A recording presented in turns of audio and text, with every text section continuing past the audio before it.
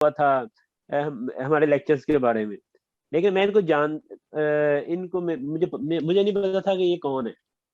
تو پھر میں نے کمنٹ کیا کہ آپ مجھے اپنا میسج کریں واٹس ایپ پہ کہ آپ کون ہیں. پھر انہوں نے مجھے میسج کیا اور بتایا. تو بھائی صاحب ٹینڈن ویلکم، اور سب سے پہلے اور آپ کو بہت بہت مبارک ہو ایگزام کی. Thank you sir. سر میری اسٹوری نا بالکل ڈفرینٹ ہے، کیونکہ میں نا پورے 5 ایئرس میں پڑھنے والا تھا اور میری ہاجب ختم ہوئی اچھا تھی اپریل میں، 1 اپریل کو. تو میرا جو مائنڈ اچھا سیٹ تھا، میں نے اپنے کزن سے گائیڈ کیا جس نے لک کی وجہ سے، اس کے رٹے کی وجہ سے اس کا پیپر پاس ہو گیا تھا. اس نے نا اچھا مجھے مس گائیڈ کیا، پراپر مس گائیڈ. ہوں اس نے کہا رفی ہوں کر لو، ایم سی کیوز کر لو، پیپر پاس ہو جائے گا. میں نے ہوں اپنی پوری کی پوری پاور لگا دی، کیونکہ میں نے نا میرے مائنڈ سیٹ میں یہ تھا کہ میں نے نا جلدی سے جلدی انڈکشن لینی ہے اور جولائی میں ہوں لینی ہے. میں نے فرسٹ ہوں ٹائم کی، میرے 72% آئے. ٹھیک اچھا ہے. اچھا، اب میں نے کہا یار یہ 72% آئے، اس کو میں نے امپروو کرنا ہے، تو یہ بہت کلوز ہے. میں نے دوبارہ ہوں انہی چیز کو ریپیٹ کیا کہ چلو یار 3-4 ایم سی کیوز کا مسئلہ ہے، شاید اگلی بار نکل جائے گا. یعنی کہ مگر آپ نے پہلے ایم سی کیو کیے تھے اور آپ نے دوبارہ پاس ایم سی کیو کیے کہ یار تھوڑا سا رہ گیا ہے تو میں ان کو رٹا لگا لیتا ہوں، زیادہ پکا کر لیتا ہوں، اور بس جی میرے بالکل. رٹے میں تھوڑا فرق ہے صاحب. ہاں آپ مطلب نے میں نے فرسٹ ایڈ یوز نہیں کیا، آپ نے کہا میں ڈائریکٹلی نہیں جاؤں گا. فرسٹ ایڈ نہیں کی، سیکنڈ ٹائم میں بھی نہیں کی. اور نا 4-5 M C Qs human error, مطلب ہم سے غلطی ہو جاتی ہے، اس طرح میرے غلط ہو گئے. میں نے جب اچھا دوسری دفعہ بھی کوشش کی نا، میں فیل ہو گیا. ہوں میں پورا ہو گیا. اچھا میں نا فیس بک سے چلا گیا، اپنے نام چینج کر دیا، کیونکہ میں کسی کے سامنے اچھا نہیں آ سکتا تھا، کیونکہ میں اپنے آپ کو ایز اے فیلئر فیس کر رہا تھا. میں اتنا اچھا فیلئر اپنے آپ کو کر رہا تھا کہ میں نے نا گوگل میں ایون سرچ بھی کیا کہ when you are a failure. تو گوگل نے میں نا اچھا ایک ہی چیز سامنے آئی کہ آپ اس وقت تک فیلئر ہو جب تک آپ کو پتا نہیں، اپنی غلطی نہیں پتا آپ کو، اور آپ اسے ٹھیک نہیں کر لیتے. اچھا میرے بیک آف دا مائنڈ آیا فرسٹ ایڈ، اور مجھے نا اچھا ہمیشہ ڈر لگتا تھا، کیونکہ میرے بھائی نے یو ایس میں لیے کیے تھے، اس کی 251 اسکور تھا اور وہ 2 سال ماشاء پڑھتا اللہ. رہا تھا. تو مجھے نا ڈر اچھا تھا یو ایس، مجھے نا فرسٹ ایڈ سے ڈر لگتا تھا شروع سے ہی. تو میں نے بک اٹھائی، مجھے کچھ سمجھ نہ آئی، میں نے پھر اچھا رکھی اور پھر میں نے سوچا کہ یار کوئی شارٹ بک کی طرف جاتے ہیں. میں غلطی کرنے لگا تھا. تو ایک یا 2 اچھا پوسٹ میں نے پڑھی آپ کے بارے میں نے آیا نہیں تھا میرے سامنے. میں نے نا لیکچر سنے تو میں نے آپ کو کانٹیکٹ کیا کہ مجھے نا، کیونکہ 2 منتھ رہ گئے تھے، میں نے پلان کرنا تھا کہ لیکچر سنوں یا نہیں. میں نے آپ سے پوچھا لینتھ کتنی ہے، کتنے لینتھی لیکچرز ہے. تو آپ نے کہا کہ میں باہر ہوں، میں گھر جا کے آپ کو بتاتا ہوں. اتنی دیر میں نا میں نے ڈیسیژن لے اچھا لیا، یار جتنے مرضی ہو گئے میں ختم کروں گا. اچھا اور میں نے اسی وقت آپ کو پے کر دیا. میں نے کہا مجھے 2 منتھس کا دے دو. اور نا اچھا ابھی میں نے 10 بجے پے کیا آپ کو، اور 12 بجے تک اچھا مجھے اکاؤنٹ میں گیا. میں نے رات 12 بجے لیکچر شروع کر دیا رینل کے. اللہ بات 1.75 ایکس کی سپیڈ سے نا میں نے صبح 5 بجے اچھا تک سنے، اور میں نے نا کم از اچھا کم آدھی مطلب رینل کر لی آلموسٹ، ماشاء جتنی میری اللہ. مطلب. ہاں اچھا، میرا نا جے کیٹ آ رہا تھا سنڈے کو. تو میرے بیک آف دا مائنڈ اچھا تھا کہ میں نا میں نے 5 یا 6 ڈیز میں نا میرا ٹارگیٹ تھا کہ میں نے نا 4 یونٹس کرنے. اور جس کی میں نے پوسٹ اچھا پڑھی تھی نا، اس میں پتا میں نے مہینے میں کیے تھے لیکچرز. تو میں آئی واز اچھا ویری ہارڈ ورکنگ. میرے بیک آف دا مائنڈ تھا کہ کسی نے اچھا 30 دن میں کیا ہے نا تو میں 15 دن میں کروں گا، کیونکہ میں ہوں. ٹھیک ہے. تو میں بہت ہارڈ ماشاء اللہ. ورکنگ تھا. تو میں نے نا کیا نام ہے، 4 تو نہیں مگر میں نے 3 یونٹس نا 5 دن میں کر لیے ود میڈیکال ایپ. میں نے اس پر ایپ کا استعمال کیا، کیونکہ ایپ میں نا ایریٹا اپڈیٹڈ ہوتا تھا. مطلب جو پوسٹ ان کے گروپ میں ہوتی تھی نا، اور پتا چلتا تھا کہ ہاں ان کی غلطی ہے، وہ ان کو اپڈیٹ کر دیتے تھے. کافی میں نے اچھا بھی ان اچھا کے اپڈیٹ ہوتے ہوئے دیکھا خود. تو میں نا اس کے نا اسکرین شاٹ اچھا لے جا رہا تھا اور البم بنائی جا رہا تھا اچھا جو ایم سی کیو میں غلط کر رہا ہوں. جو آتے ہیں ٹھیک وہ ہے. ٹھیک ہے، جو نہیں آتے ان کا میں البم بناتا تھا. جیسے فار ایگزامپل رینل میرے 200 کیے، مطلب پیتھو اور فیزیو کو ملا کے ایم سی کیوز، تو میں نے اس میں سے 66 کا اسکرین شاٹ لے لیے. میں نے کہا میں نے نا اچھا اس کی دوبارہ ریویژن کرنی ہے. میں نے جے کیٹ دیا اور میرا جے کیٹ پاس ہو گیا. اور اس میں بھی یہی ماشاء ہوا اللہ. کہ 10 سے 12 ایسے ایم سی کیوز تھے جو اس لیکچر سے بلانگ کرتے تھے، اور شاید میں 4-5 غلط کرتا، اور میرا نا جے کیٹ پاس ہو گیا.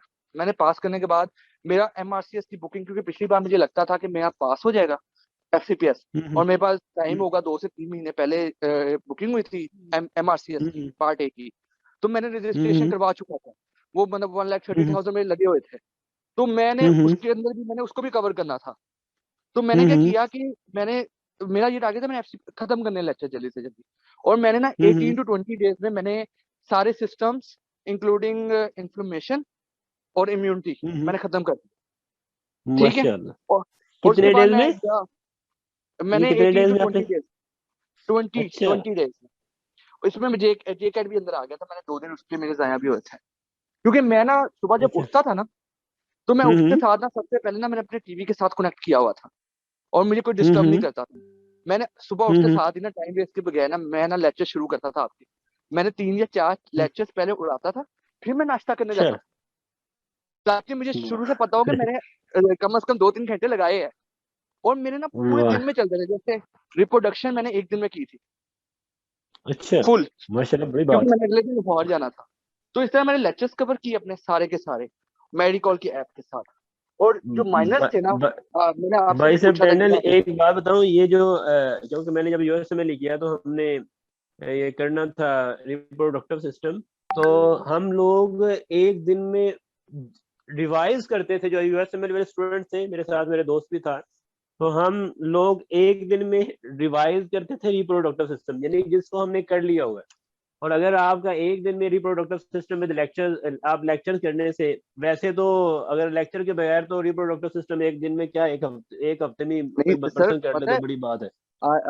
میں اس ٹائپ کا بندہ تھا کہ میں نا آپ کو چیلنج کرتا تھا, کیونکہ میں 2 دفعہ کا ریپیٹر تھا, اور میں نے ایم سی کیوز پہ رٹے تو دنیا جہاں کے لگائے ہوئے تھے, اور مجھے پتا ہوتا تھا کہ وہ ٹارگیٹ کس کو کر رہے ہیں.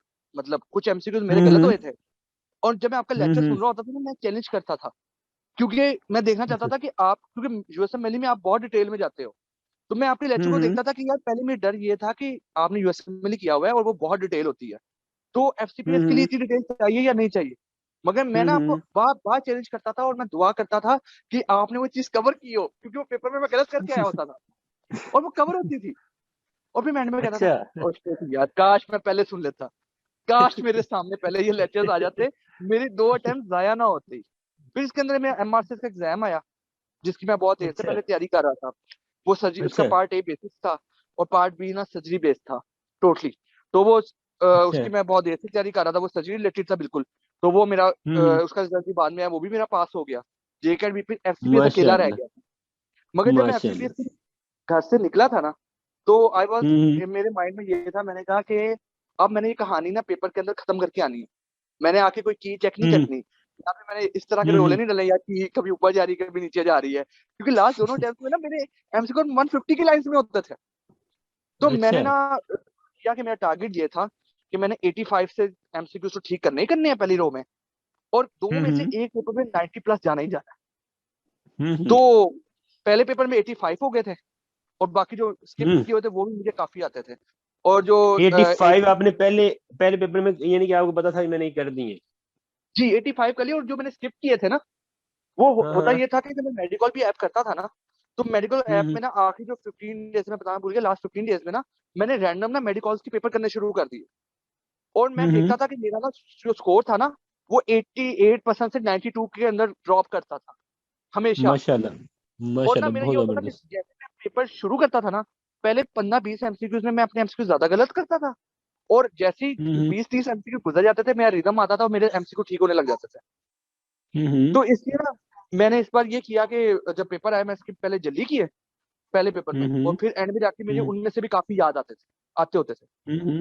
تو پھر اس پورے اسٹوری میں نے یہ دیکھا کہ نا کنسیپٹ بہت ضروری تھا جو مسنگ تھا, شروع سے مسنگ تھا. اور ایک اور چیز تھی, اگر میں پہلی ٹائم میں اگر میں پاس کر لیتا نا ایف سی پی ایس, تو شاید میں اگلے تینوں ایگزام کی طرف کبھی بھی نہ جاتا, میں کسی اور چیز کی طرف نہ جاتا.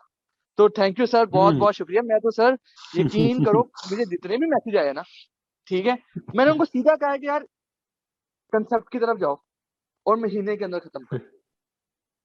اور میں نے کافی لوگوں کو لے کے بھی لیا آپ کا لیکچر, جونیئرس کو بھی میں نے لائن میں لگایا ہوا ہے اس وقت. ماشاء اللہ, آپ بڑے جنون والے پرسن ہیں. مجھے تو آئیڈیا نہیں تھا اتنا. میں نے تو جب رزلٹ آیا تو میں نے ہائڈ ہو گیا تھا میرے سے نا, لوگوں سے فیس نہیں کیا جا رہا تھا. حالانکہ شاید میری پوری کلاس میں سے شاید ابھی اتنے زیادہ لوگوں کا پاس بھی نہیں تھا, انڈکشن کسی کو بھی نہیں ملی تھی, مگر پھر بھی مجھ سے برداشت نہیں ہو رہا تھا کہ یار میں پیچھے کیوں, اور میں اس چیز سے نکلنا چاہتا ہوں. مطلب یہ ہے کہ آپ یہ سوچ رہے تھے کہ بھائی کالج میں لائف میں میں ایک اچھا اسٹوڈنٹ تھا جس کا رزلٹ اچھا آتا تھا، لیکن نہیں اب سر، دوسرے جو لوگ ہیں سب وہ سے لوگ مین مجھ سے پوائنٹ پتا آگے کیا جا تھا؟ رہے سب سے ہیں۔ بڑی غلطی کیا ہوتی تھی میرے ساتھ، میں آپ کو بتاتا ہوں، شاید کافی اسٹوڈنٹس کے ساتھ بھی ہوتی ہو. میں نا پڑھنے والا تھا 500 سالوں میں. اب کیا ہوتا تھا کہ میں نے کوئی ریویژن کنسیپٹ اپنے ریوائز نہیں کیے ہوئے تھے. ٹھیک ہے، مطلب میں نے فورتھ ایئر میں پیتھوما پڑھی ہوئی کسی زمانے میں، کیپلن پڑھی ہوئی تھی، سب.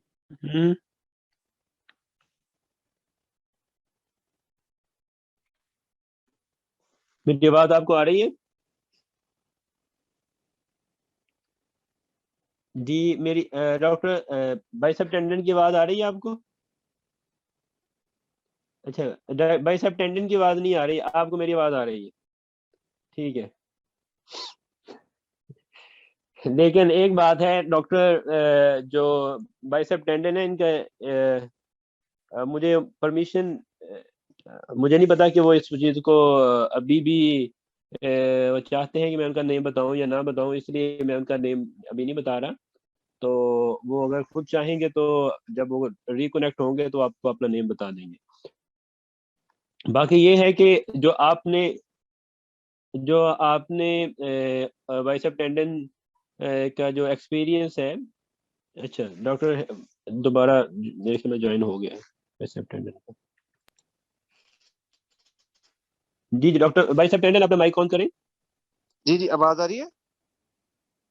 جی جی اوکے. سوری، دوبارہ آپ کا مائک آف ہو گیا. ابھی آپ کا مائک آن ہے.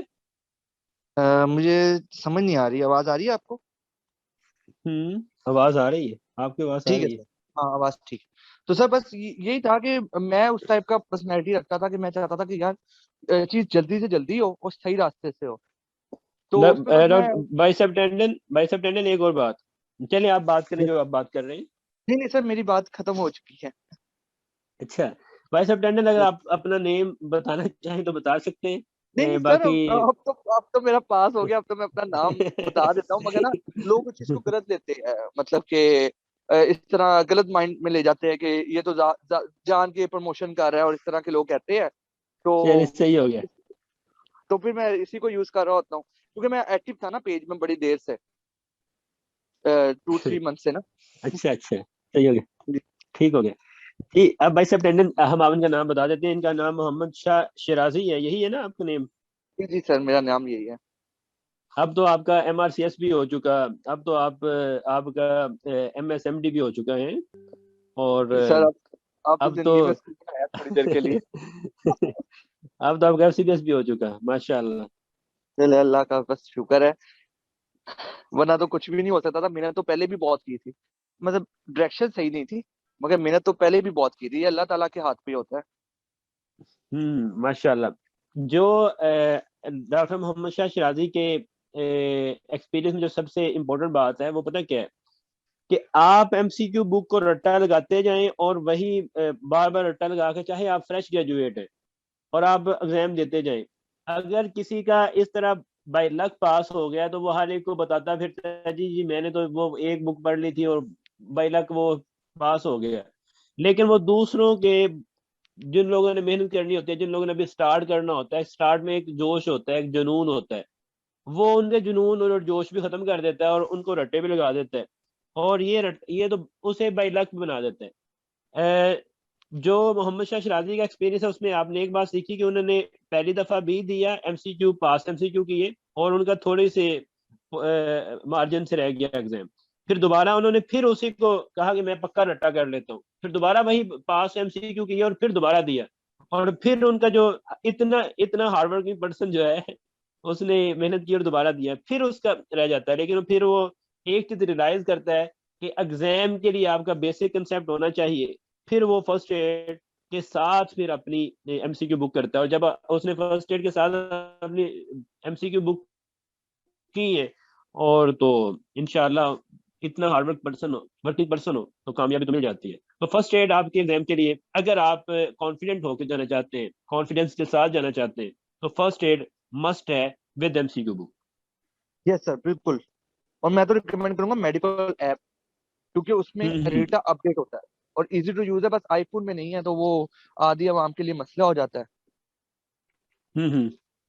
تو medical app doctor medical book use करने से आप कह रहे हैं कि इसमें अरेटा अपडेटेड होता है इसलिए इसको यूज किया जाए, या ये और भी इसका कोई फायदा है? सर इसका एक और फायदा है, जैसे अब देखें अभी रिसेंटली पेपर हो गया है ये नवंबर में, सब मेजोरिटी हम्म ने दिया है, कुछ का बाई चांस रह भी हम्म गया है, तो वो हम्म इंशाल्लाह आप देखेंगे, मुझे जहां तक मुझे याद है ये 10 डेज के अंदर उन्होंने उसी के हम्म अंदर अपने ना पेपर्स लेके आ जाने हैं, मतलब